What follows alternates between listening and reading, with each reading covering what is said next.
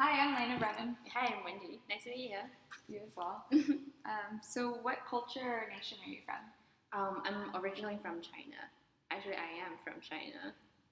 What city? Beijing. So, How do you spell that? how do I spell it? Yeah. It's Beijing. So, are you from the US, I guess? Yeah, I'm from Austin, Texas, actually. No way, that's cool. I have been here for 22 years. Wow, so you're like a completely local. Yeah. Normal. I'm a normal Austinite. Yes, local, yeah. Okay, cool. But it's more sort of like North Austin. So, Okay. but it's been really diverse. Like near the domain? No, more north than that. Okay. Like 15 miles north of campus. Ooh, nice. How long have you or did you live in China? In China, well, I spent like 20 years in China. So I actually just moved to the States 8 months ago. Okay. From China. Well, welcome. Yeah.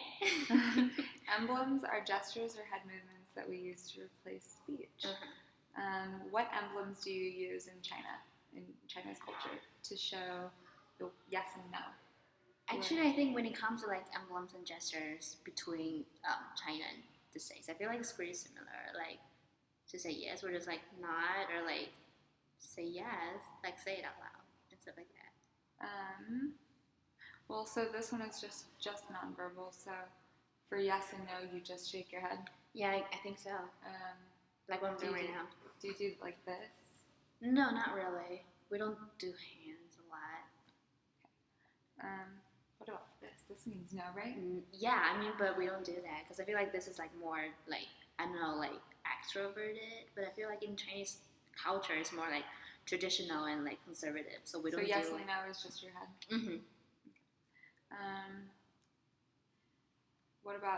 What do you use in China for disapproval and praise? For praise, like when you want to praise a little kid, we will do like this. Like, okay. And disapproval, I feel like it's just like this, or like to do something that means you're disappointed with their face, I guess. So it's more facial than it would be like head down when you're disapproval? Right, we don't really do head down. Do you guys do head down? Did we ask? Oh, we didn't ask how long I lived? Oh, yeah, we did. Yeah, we did. Emblems or gestures? We can keep going. Head down. I think so. Head down? Kind of. It might be more figurative and disapproval in America, but like, more like head sideways. So, for example, you're disappointed in me, how would you do it? More so like head sideways, like a turn away. Okay. Like meh. like I'm done with you, but non-verbally. Okay. I don't know. That's what I do. Okay. That's interesting. Let's see. So, but yes and no. I've seen a lot of people do like this. For no, like if it's a loud environment or something like that. Yeah. I have seen this and like, no, stop. Like, no, I don't. Yeah, want I'm that. here too. Or just even make like that obviously I like means that. no. So I know that these are just things I've seen in America when that means no. That's cool. Yeah. And then for yes, I don't know in what context. Right, I feel like it depends. Like for example, you're really excited about certain things, you're like, yes! For you guys. Yeah, I would do probably just not like thumbs up and I don't know, I think that's it. But for disapproval and praise for America, because we forgot. So disapproval and praise, we clap a lot in America. Clap? Yeah, like when someone does something good, like okay. like all throughout daycare and all my like classes in elementary school, like people were just like, good job, yay! You know, like a kid's soccer game or something. Everyone's just like, woohoo! Like we cheer. Okay. And so there's a lot of clapping, thumbs up. People go like this. That's a woohoo. That's all praise. And see, disapproval. We use our finger a lot. Every single person in America was raised like everyone says. Didn't your mother tell you that pointing isn't nice? Like pointing your finger is disrespectful and not nice. That's the same in China too. But Americans do it anyway. Everyone knows that rule, but in America, everyone just does the opposite of what their parents tell them. So, I mean, this means disapproval, and kind of spanking is disapproval in a way. I don't know. Yeah, I mean that's definitely different in China because like my parents told me not to like point my finger to other people. So when I'm doing out or things. Yeah, so when I'm doing, I'm gonna be like very self-conscious to pay attention not to do it. But so the disapproval that a parent or someone would do, like most people do it subconsciously, just because it's like an epidemic, like it's a subconscious epidemic. Mm-hmm. To where like if someone is like a parent or an authority, anyone with power over you, even if it was like a team leader, they would point at you and tell you not to do it that way, or you did it wrong. Mm-hmm. And someone always does at least one thing wrong, right? So that's why it would be disapproval. It's not like pointing at something, but they're still shaking their finger, and it's that finger that's, you know, this is the bad finger, not this one. And then praise, we also pat each other on the back a lot. I don't know if y'all do you just do that? Not really. Oh, I do know there's a phrase like pat someone on the back.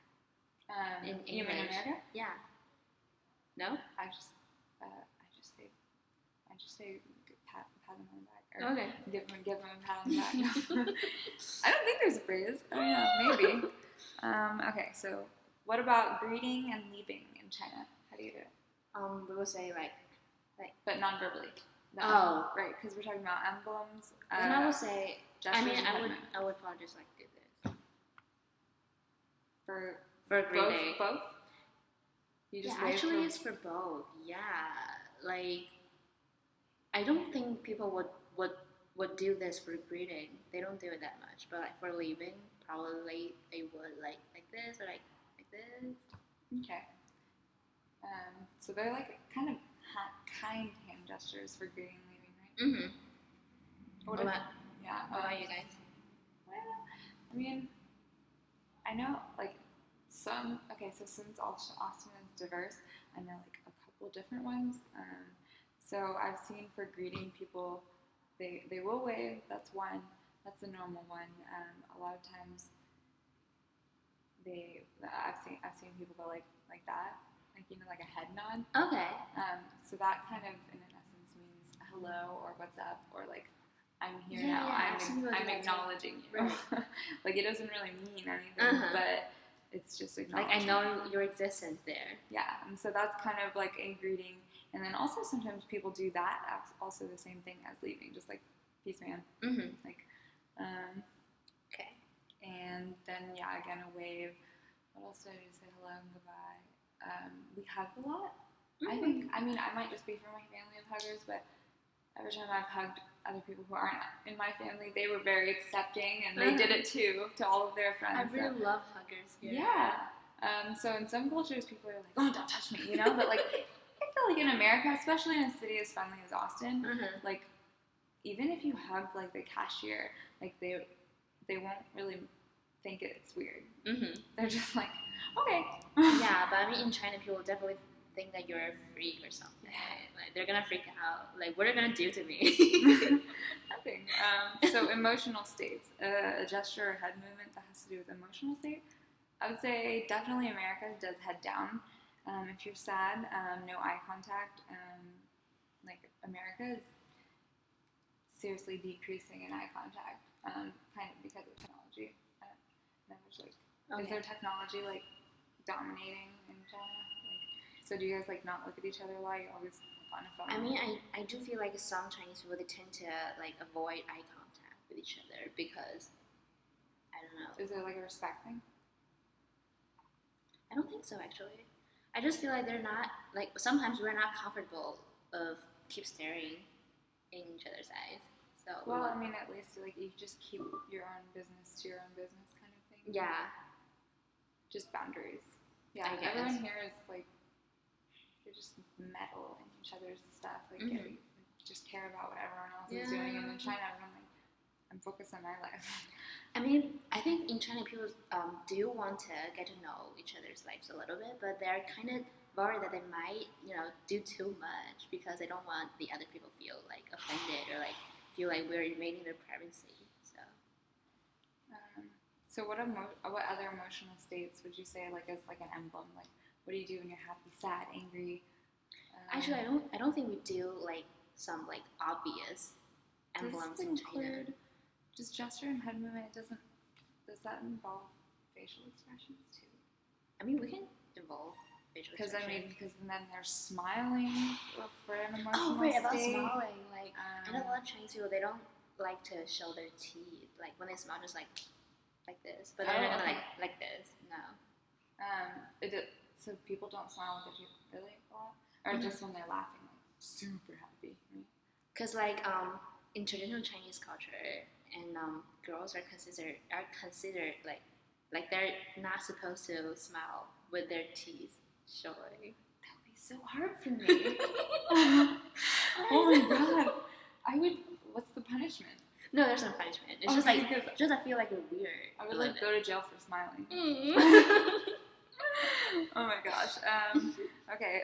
What other emotions? What do you do when you're sad in China? How do you look? Just like kind of cowering. Angry? Do you jump when you're angry? No. Do you guys do jump? It depends who's angry. No. My mom jumps, but she's Vietnamese. She's not American. Okay. That's interesting. Sure. She has to jump to be taller than me. Anyway. Let's see, what do I do when I think there's just a lot of fisting and pointing. When you're angry. So you guys tend to show it out loud, show it. Americans, like a lot of Americans that I know tend to be, generally, they can get, like, just angry easily. Okay. About little things, I think. I mean, we can get angry easily too, but we don't show it. Yeah, I know. You know what I'm talking about? There's difference. Yeah, emotional intelligence is just like a lot between having emotions and being aware of them and being aware of why they happened. Mm-hmm.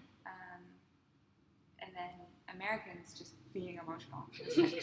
Like having emotions and not knowing how to control them and then they just acting upon them. That's very straightforward. Very impulsively. Mm-hmm.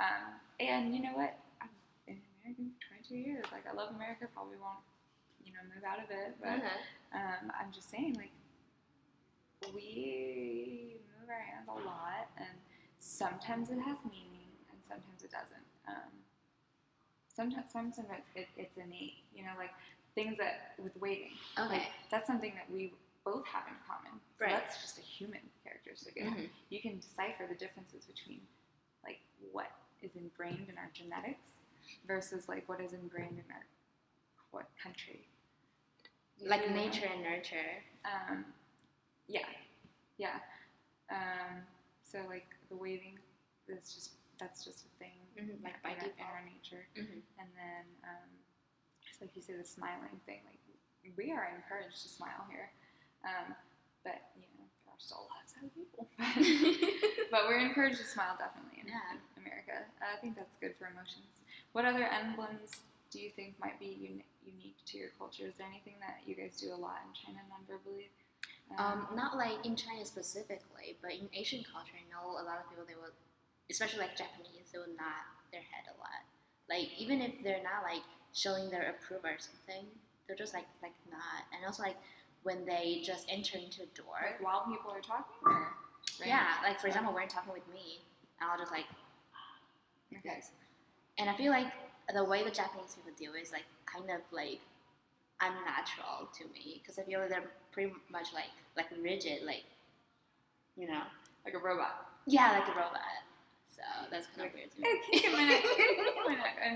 No movement I ever make is really exactly the same. It's probably at least 1 centimeter off.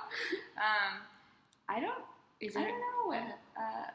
So, how America, like, it's just, there's so many different cultures, but I know that, like, this means hang loose. Okay. And I'm pretty sure they don't do this in China. This can mean hang loose or call me. It's like a phone. Call me. Actually, I do think that some of the Chinese people they do this for call me to click. Okay. Yeah. So this one's pretty unique, and then also like hook 'em horn that you don't in do. Here. Yeah. Does this mean something bad in China? No, it doesn't mean. Okay. I was like, no, this is like more like you're just doing something. Just like hope I didn't do anything.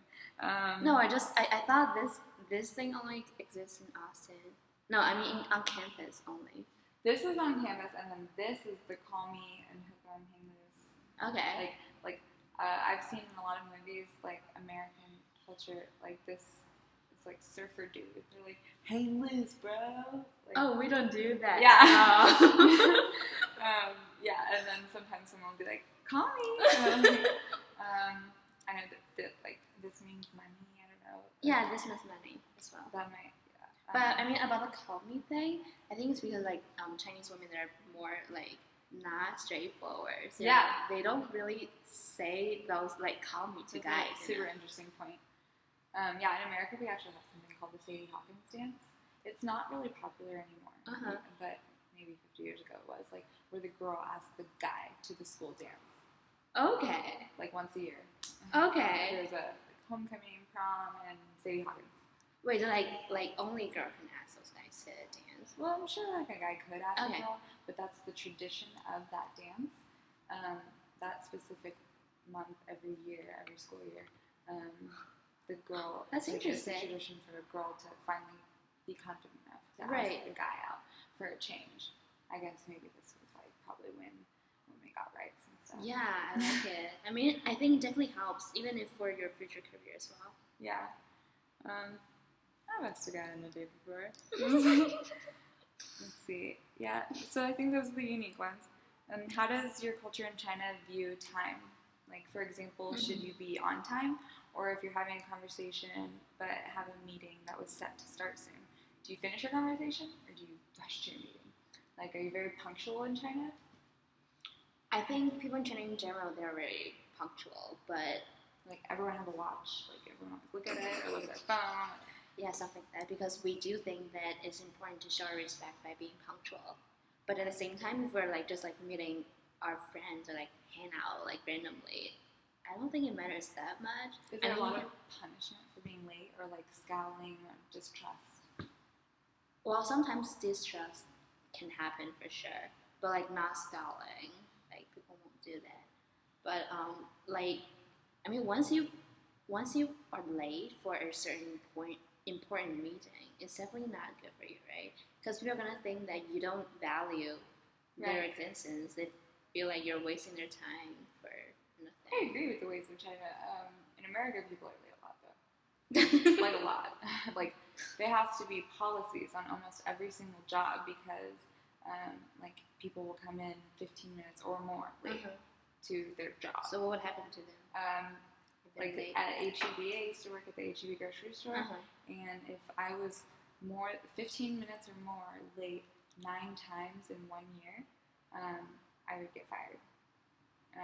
But that is a lot of leniency. I never got halfway close, because you should never be more than 15 minutes late 9 times in 1 year. I know. That is insane. I know.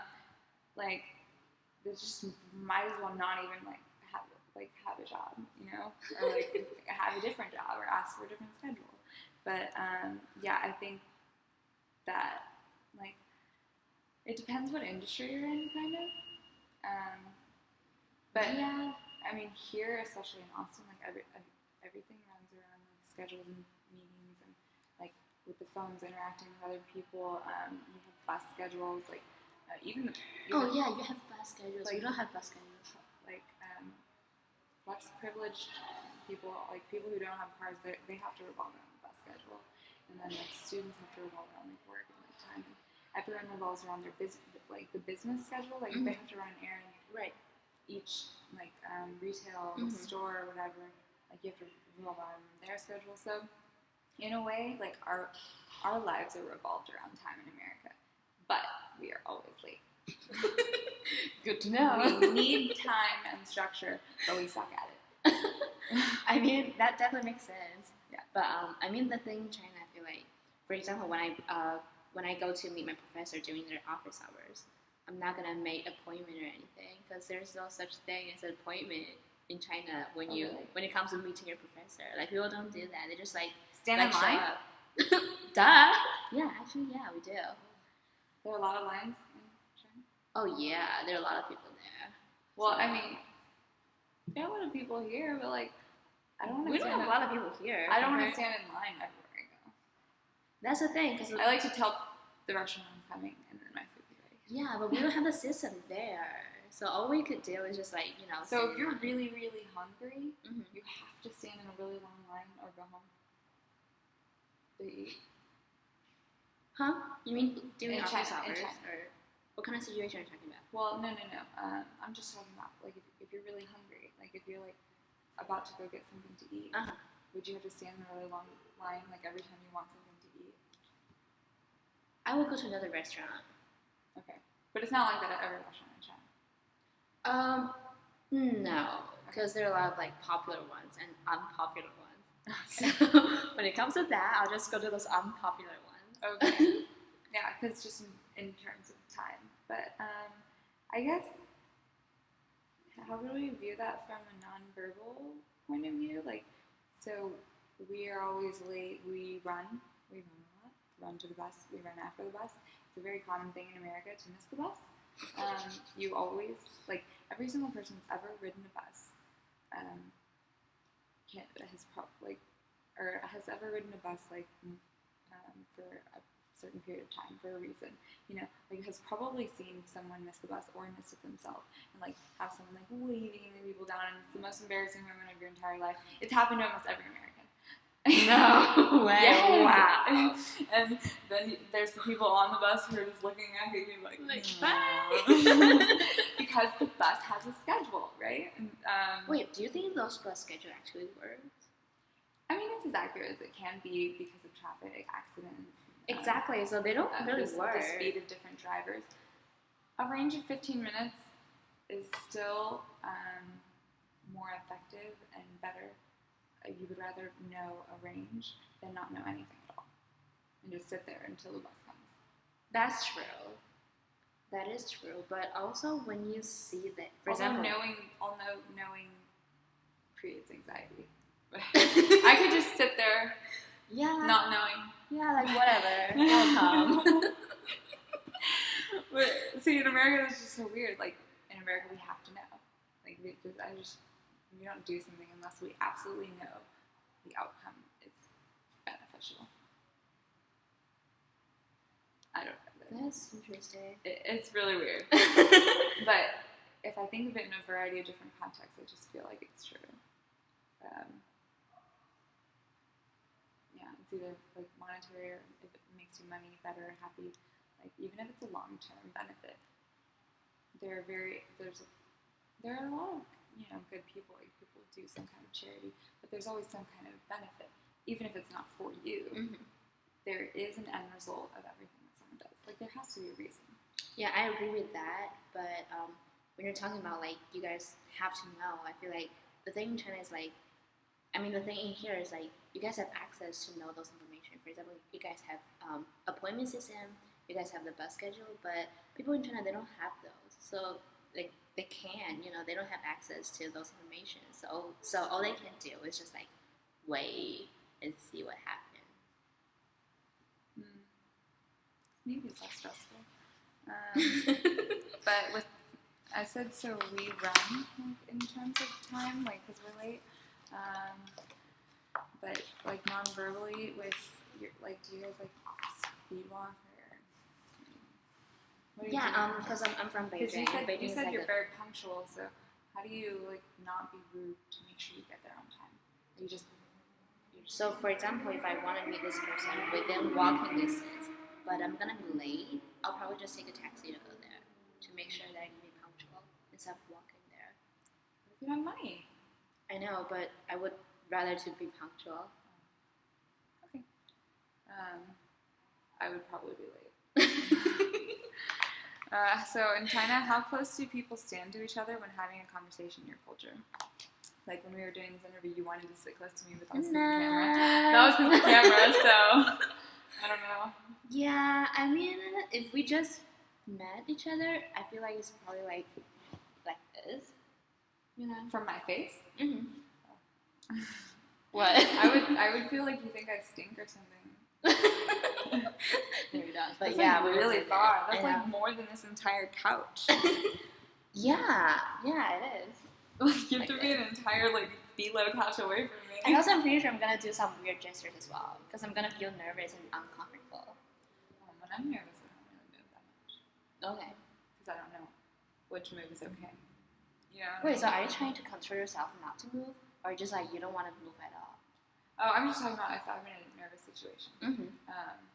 So did you control yourself, like not to move? When you're nervous? I can. If I really want to, yeah, I can be aware of my actions. Like, I know my habits really well. So in professional communication, one of the first classes you take at UT, I don't know.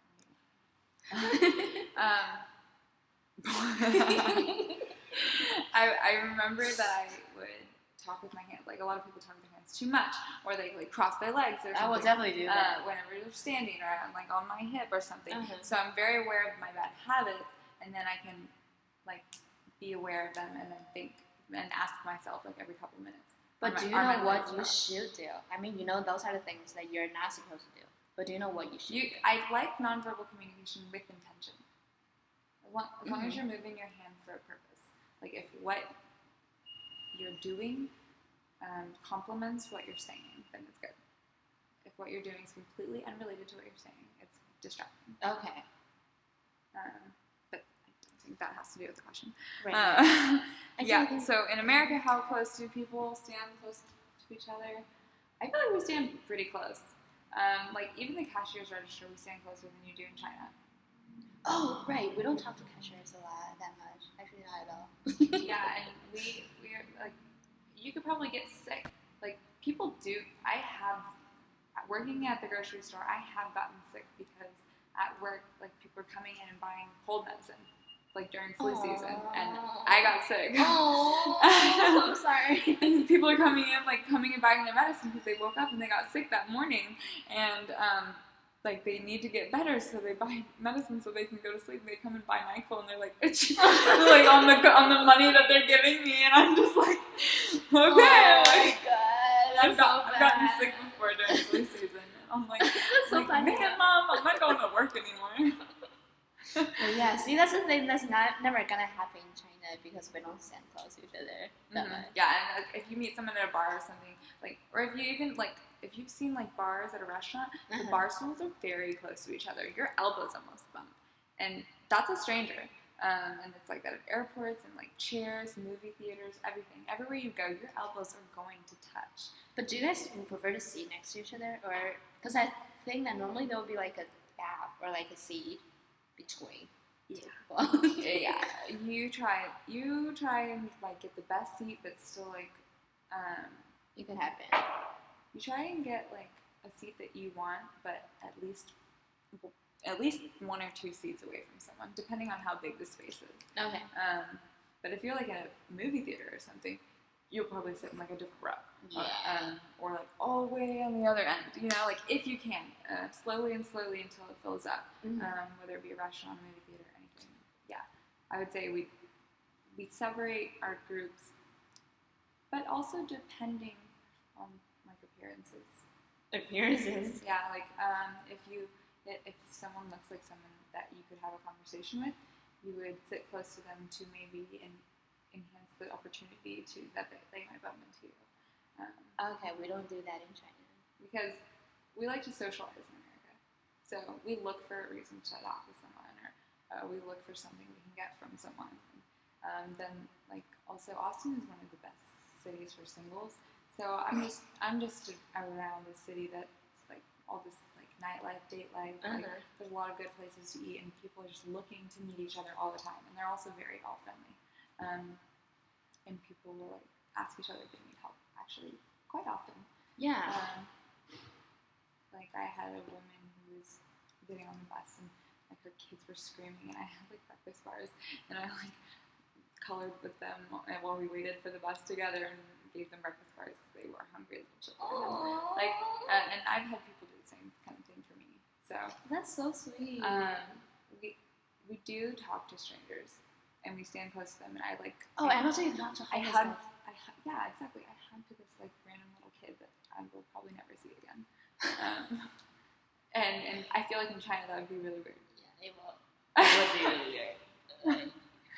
For example, if the kid's mother is standing next to him or her, I think her mother's gonna freak out. Like, what are you gonna do with my kids? Like animals, you know, like where they're just like, this is fine. Like, we protect my children. Like, right. Like, who are you? You know, like probably you're sick or something. Like, I don't want you to be close to my kids. I'm not crazy. I'm just trying to help the baby sometimes. Cool. So that was with how close we stand. Okay, what factors play a role? I think we probably discussed that. And then how much eye contact do people give each other when having a conversation? You said that earlier. You said not a lot. Much. If you're trying to show respect or deference, do you give more or less eye contact? So that would be different in China. Like when you're showing respect, do you give or not give eye contact? I would say give, but not that much, because we don't want to be weird. You guys use eye contact, but to show respect, like with purpose and selectively, like only to certain people at a certain time. Right. For example, when you're talking to me, but not like eye contact all the time, everywhere. Definitely not everywhere. Yeah, that means I'm distracted. Like, not to strangers. Right. No. I mean, so like when you're talking to me and I want to show my respect to you, so I'm gonna like give you more eye contact, and also I'll try to avoid looking around, because I'm gonna feel like if I do that, it will hurt your feelings. Yeah. So here, same, like when you're having a conversation with someone, definitely eye contact. But with strangers, yeah. Sometimes people look you in the eye. Like strangers at cashiers, they'll usually look you in the eye if they're a good cashier. But like just daily on the street, people will probably not look you in the eye. Like they'll find something else to look at, whether it be a store or another person or their cell phone, or even just down at their watch, just to avoid eye contact. Yeah. And I'm not really sure why, but no, we don't really look at strangers a lot unless we have a reason to. But I feel like when one party starts to, looking at each other into their eyes, the other party will gonna like say hey or like smile back at you. Yes, sometimes, yeah, that's possible. And I mean, I walked around I think 2 weeks ago just going, Happy Friday! Yeah! Happy Friday! Just to everybody. Like, I don't know, I was just in a good mood. And people were like, that's so nice. This weird girl. And then one guy was like, Happy Friday! Happy Friday! So, yeah, we did do, and difference, yeah, I think it's the same. Yeah. So for that question, like, we're definitely like very similar as Chinese and American culture in terms of eye contact. So how comfortable are people in China's culture with touch during conversations? How often does touch occur during conversations in formal settings? No or way. informal settings? What about like handshaking? Yeah, I'm gonna say that. Like, I was gonna say that informal setting we'll definitely do handshaking, but I feel like that's it. Formal is like interviews and stuff. Is that? Would you handshake your boss? Yeah, that's a must, right? Yeah. Yeah. So we're definitely the same in America, I think, on that. Yeah. With touch during formal and informal. So like informal settings, I feel like we touch each other a lot. I feel like, yeah. We don't. Yeah, I would say like friends, they don't mind like sitting really close to each other on the couches, or like if their shoulder bump, or like I said, even like everywhere you sit, your elbow might touch the other person, and or if you brush against someone in the grocery store, like it's just a common thing that we're just always bumping into each other. That everyone's just pretty kind of just like, it's gonna happen. They're not doing it on purpose, but they're trying to. I feel like in China people are gonna think that they're not trying to do it on purpose, but if they don't apologize for something, we're gonna think that probably this person. We apologize. Like if we accidentally step on someone's foot, Yeah, but I'm talking about like bang, like with their elbows, like. But it's nothing like serious. But if we but like I said, America's very flirty and like socialization oriented. So like people will do some of these things on purpose. Like if I want to brush against your shoulder while I'm walking past you to the bathroom, that's on purpose. Why would you do that? So that you will look at me when I come back. Oh. Yeah, see, it's a move. It's flirtation, or like if you like give someone a wink, or like something like a nonverbal communication across the room, or even if you just like turn towards someone, like it just gives you kind of, or if you like, if I were to pull my ponytail out and just like flip my hair or something, that's like nonverbal communication, and then it can like lead, I guess, to.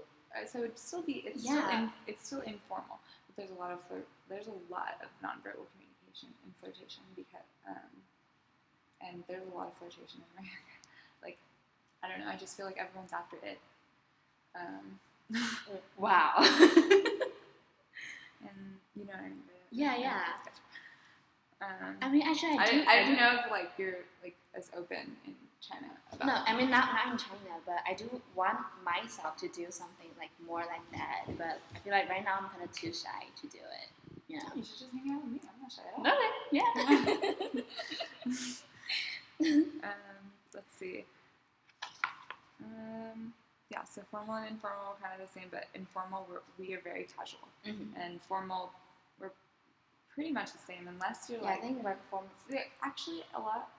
Okay, maybe this is a bad stereotype, but I think that in the business or political world, there has been a lot of stories of cheating, or even in like Hollywood celebrity and stuff. So even if it is like a professional setting, like it's your job, there have been actors and actresses who have slept with each other against like their wife or something, and then there's been like businessmen who slept with their secretary, and then there's been politicians who slept with random people, and it's just like it kind of just depends on that front, like formal, if you mean formal as a professional. I mean that happens in China too. But there's always handshaking and hugs, and if you're doing formal, like it's more like a half hug. Have you ever seen like? Like this. Like a tap. Yeah. Can you imagine people at a cocktail party, very formal, everyone's wearing a fancy dress, and people are just like, oh, hello. Like you hold a champagne glass and you just like a half hug. Like thank you. Like I can't. Yeah. Like so, if you're more like way upper social, a higher class, a lot of people are like that when they're fancy. But I think a lot of rich Americans try and act European or they kind of are America's the melting pot, right? So we take bits and pieces of every kind of culture that we like. Yeah. And then we just put it here. But everyone here in America likes different things, so it's different, like a lot of stuff, it's just random a big puzzle. And so how comfortable are people in your culture with that one. How much are emotions expressed in your culture? You said that you guys are not emotional. I said that we are. What are there norms about who can express emotions or what emotions can be expressed? With you guys, it's just not really, right? We don't really express our anger or sadness, but we do express our like happiness. It's just like when it comes to smile, we don't smile like that. Right. You just limit it. Let's see. Oh, you know what? Pause the video. Okay. The lighting is still fine. Okay, so yeah, for us, we express pretty much most of our emotions. Yeah, I can tell from this conversation too. I can tell that. Are there different norms in China about how males and females should act? How are interactions between the same sex pairs, female-female or male-male, different than interactions between a male and a female? So definitely for America, we are super, super flirtatious. Like a lot of America is very open and impulsive. It's just like people are just very friendly and wanting more people all the time. So it's not like you like really keep the people that you have. It's like your group is constantly growing or changing in every place that you go. And people like to go to new places because there's so much to do. Is it the same between like males and females as well? Well, males and females is more flirtatious and more forward, I would say. Okay. Between females and females, they're friendly, but I would say we each have at least one teensy percent of like competitiveness. Okay. There's on an average scale. Okay. Because in America, I think when I see a girl like walk up to another girl, there's usually a reason. You don't just walk up to another girl like with no reason, unless you're sitting at a bus stop or somewhere where you need to be for yourself, and she's just coincidentally there. But like going out of your way for a female stranger time would only happen for like a reason. Like my reason was the little boys, like to help her for that reason. But I wouldn't just go up to her and be like, "What's up?" Okay. Like, how's your day? Yeah, that makes sense. Like, tell me your life story. Like, let's be best friends.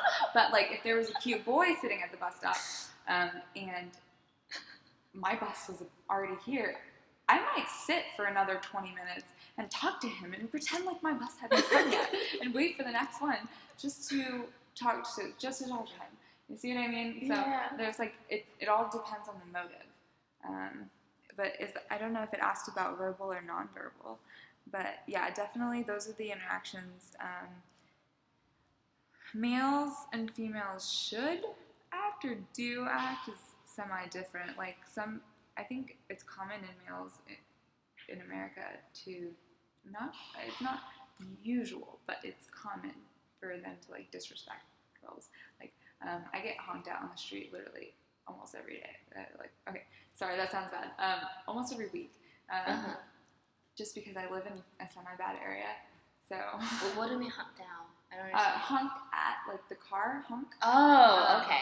So, like, people will honk at you, or they just, why would you do that? Or they just shout at you, "Hey, girl," like, like, they just, like, shout pickup lines. They want to, like, get your attention. Okay. So, that's an informal thing between male and female. Right. Like, a guy wouldn't honk at another guy who's walking down the sidewalk.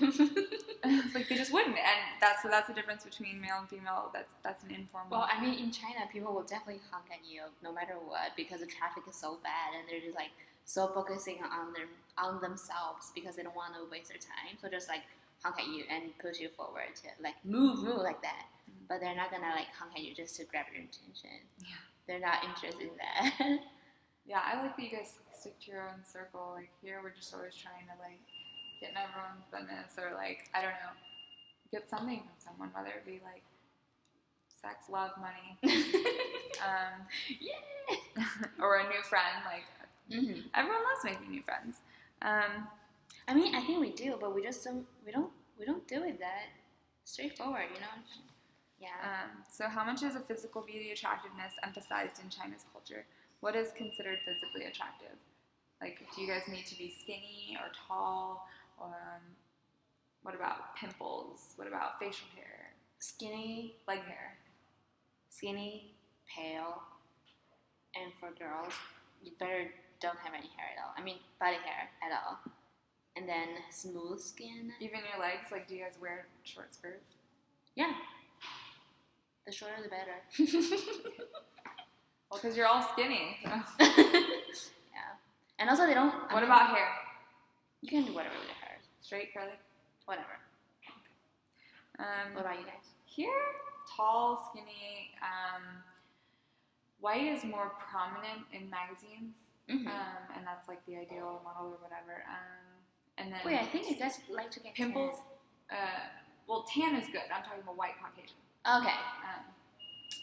Yeah, tan is good because tan makes you look thinner, and hence, and then I would say, so tall is in like high heels. High heels are statistically proven to make men answer on a survey that the woman is more attractive as soon as she puts on high heels. Yeah, and then, let's see, also shoulders. Shoulders are known as physically attractive, and then also I've studied in psychology, like things like symmetry is attractive. So physical beauty, attractiveness is just tall, skinny, like basically flawless. Like you just don't want to have any muffin top, which is that tiny lump above your that's the same. pant button. Even though it's a that's human universal trait. Yeah, it's a human trait. Like it's not race, it's human, and it happens. So then there's and then like pimples, you don't want any, and you want like thin eyebrows usually in America. I think that's attractive. That's different. And then for guys, I think you just can't have too big of a nose. You can't have too big of a head.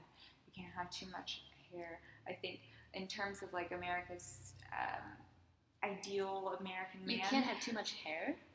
Like body hair. Oh wait, what? I think that's sexy.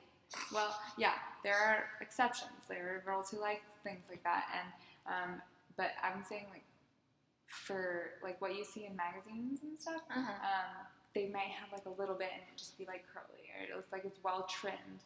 You know, like hygiene is very up in America to be. I don't know. Okay. But that's just how I would describe both sexes and attractiveness. That's different.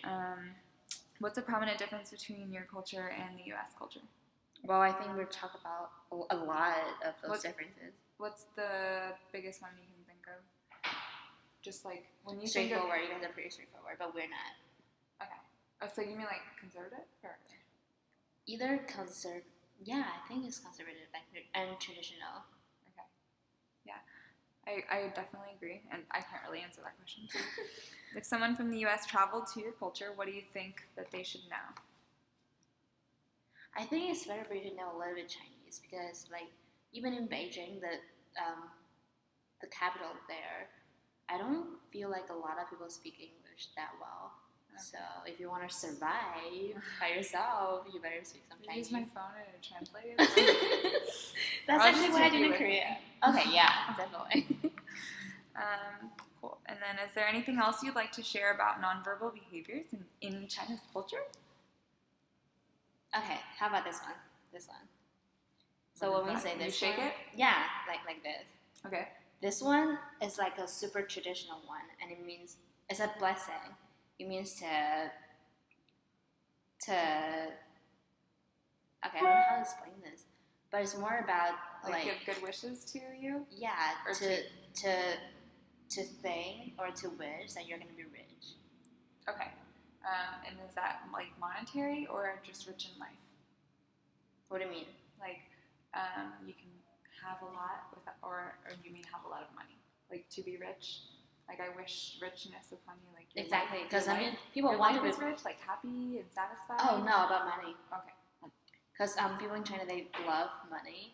And I think my grandma's half Chinese, and so she gave me this like one of those like green frogs, and underneath it we have that Chinese with coin. the quarter, right? Yeah, and so it's just tape under there. And that's my like good luck rock. Yeah, that's the thing I'm talking about. Yeah, and also I feel like in that coin there should be like 4 characters, which means the blessing sentence that I was telling you about like getting rich and stuff. Cool, I like that. Yeah. Well. Thank you for teaching me something new today. About how to get an interview with you. It was fun to learn about China, Wendy. Yeah.